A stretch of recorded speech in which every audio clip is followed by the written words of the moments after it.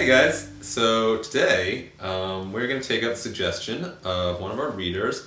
Michelle thought we should weigh in a little on the Mark Zuckerberg Dog Decision, which when she first suggested it, he was just introducing the idea of possibly getting a dog. But of course, as the story has progressed, we've got updating news. So Kelly, you want to fill us in? Well, as everybody knows, I believe everybody knows. I'm going to go ahead and say no. You Not everybody knows. Well, anybody who might be tuning into Dog Star daily. A large portion, perhaps. Let's put it that way. Mark Zuckerberg and his girlfriend, Priscilla Chan, did actually go ahead and get a dog. I guess they were looking at 2 different breeds, and they decided on the Puli, which is a Hungarian sheepdog, and that was the choice. I don't know how they came to that decision, but it looks like they were looking at Hungarian sheepdog. Was that or a Commodore? Is that right?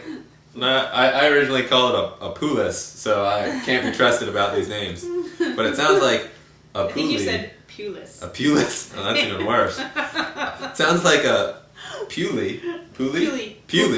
A Puli is basically a miniature version of a Commodore. Well, they're both Hungarian sheepdogs, and so for some reason they kind of focusing on that. I do believe probably with their, I'm guessing, relatively busy and urban lifestyle, that at least going with the smaller version of the 2 is probably wise. All that jet setting, I imagine. It's easier to take a Puli to a international conference in Dubai or something about social networking. Especially if you're on a private jet, I imagine. Oh yeah, actually that's true. But it is still an energetic, herding breed. That's a lot of energy. That's a whole other issue. I thought what we could focus on is all the controversy that kind of surrounded the idea of the fact that I guess that on Beast is the puppy's name, on Beast's Facebook page, because of course he has his own Facebook page. They mentioned that they adopted a dog. They adopted a puppy. And then people were up in arms in the rescue world because they used the term adopted when they actually bought the dog from a breeder. I don't know. I think I kind of go against the flow here with what happened there. I don't necessarily agree that it was such a big deal. Perhaps they really just didn't understand that in the rescue world the term adopted is used for dogs that usually come from shelters or rescue centers that didn't already have a home. I don't know. I'm actually going to give them the benefit of the doubt on this one. They didn't say they rescued a dog. They said they adopted a dog, and to me, there's a big difference, because if you do consider your dog a part of your family, regardless of how you acquired him or her, then the term adoption is more in line with that kind of. Yeah, I mean, what other term are you supposed to use for obtaining a dog from a breeder? Well, people say they bought a dog from a breeder, but then that puts it into the realm of property, and perhaps they really just didn't think that way. I mean, everyone adopts their dog. No one's giving live birth to their dogs. Right, and so if those are your only 2 options, like if you either are adopting a dog or buying a dog from a breeder, I think that, a lot of people would say that they're adopting a dog from a breeder because, as you're saying, they don't want to they want to be so conscious of the fact that, yes, they're purchasing a dog. They're thinking of it more as, a family decision, welcoming a member into the family, which is what adopt sounds like. Yes, and so I think that he's probably getting a little too much flack for that. If they were thinking of it as their family member, their baby, they're thinking of adopting, because they didn't say rescue. And to my knowledge, they didn't say rescue. Yeah. That would have a different connotation. I bet some of these bloggers have recently been stung by the Facebook privacy settings. Maybe maybe a coworker saw a photo that was not supposed to. They haven't been managing or they just got finished watching The Social Network. Yeah, it just leaves everybody kind of hating on Mark. It's easy in that from the movie, but based on the movie, he's not the most approachable character, is he? So. I think that, probably using the term adoption for bringing an animal into your home that you're going to see as a family member and companion is acceptable regardless of how you acquired your dog.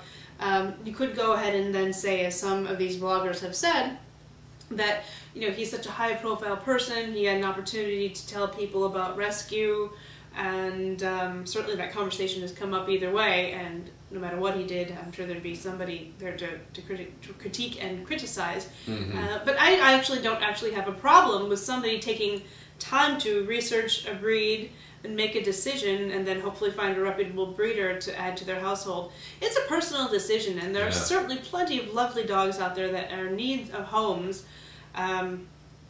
But, you know, I do think that supporting a good breeder who is doing everything that they can to raise healthy, mentally and physically healthy animals is also a good thing. I mean, we like our breeds, we like our differences, and by we, I mean people in the world, you know. They tend to be drawn to a type of dog by their heart more than their head.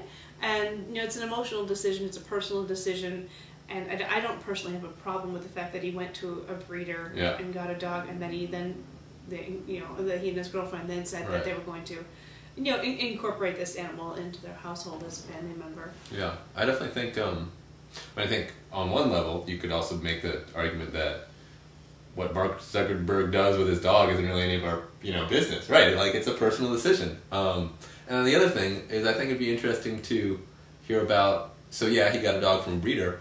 Well, what sort of breeder? You know, was it a good breeder? Like, that's an important question. It's not like, you know, all breeders are bad. It's not like dogs that are made by breeders don't deserve love and happy homes. And honestly, you know, I mean, there is an overpopulation problem. There are dogs that need homes that, you know, were not selectively bred for profit or to improve a breed per se. Certainly that is a problem that's out there and that exists. But, you know, shelters aren't full of purebred pulleys or purebred anything, really. And that's a drop in the bucket. I don't think that lumping breeders in with the pet overpopulation and the unwanted pet problem is actually a logical argument. There is, as we discussed in our John Rogerson iWoof's episode, there are a lot of reasons to champion the mongrel dog, as he calls it, the mixed breed, the every dog. You know, there's plenty of reasons to love them and to go that way, and that's wonderful. But, you know, right, I mean, if Mark Zuckerberg had wanted to coincide his getting a dog with making a statement, a public statement against puppy mills or something, that'd be great. But it's like, he is really just a businessman. He's not even like a celebrity, like a singer or a movie star, where his job is, you know, to be out in the public. Like, some people made a movie about him, and it was immensely successful, and he's incredibly rich. But, you know, that doesn't mean that at a young age that everything he does needs to be a public service announcement. No, exactly. So I think we're kind of in agreement here that you know, let's lay off Mark a little bit, and maybe think about what we mean when we use the term adoption, because I think it's just a loving term that means that the dog has a good chance of being incorporated into the household in a nice way. Yeah. All right. Well, thanks There's for our your 2 cents. thanks for the idea. Bye bye.